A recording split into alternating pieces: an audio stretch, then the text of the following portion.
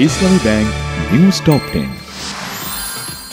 ঐক্যমত্য কমিশনের দেয়া ১৬৬টি সংস্কার প্রস্তাবের মধ্যে এলডিপি ১২০টিতে একমত হয়েছে, ৪২টিতে একমত নয়, আর ২টিতে আংশিক একমত হয়েছে। অনেকেই সংস্কারের বিরোধিতা করছে। ভবিষ্যতে স্বৈরতন্ত্রের উত্থান প্রতিরোধে সংস্কার করতে হবে বলেছেন অধ্যাপক আলী রিয়াজ।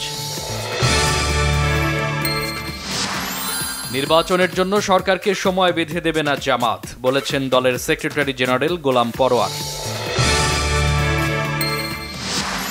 ডিসেম্বরের মধ্যে নির্বাচন হলে গণতান্ত্রিক ধারা ঠিক থাকবে বলেছেন আমির খসরু মাহমুদ চৌধুরী।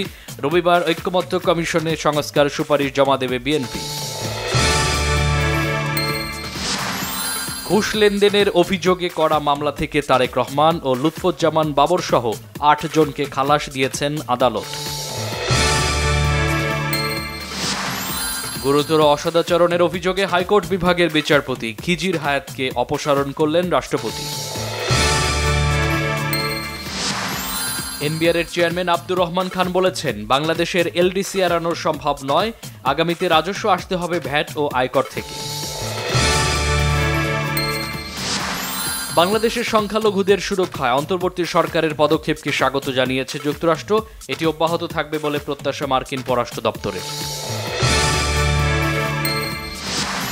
গাজায় ৩৬ ঘণ্টায় ১৮৩ শিশুকে হত্যা করল ইসরায়েল।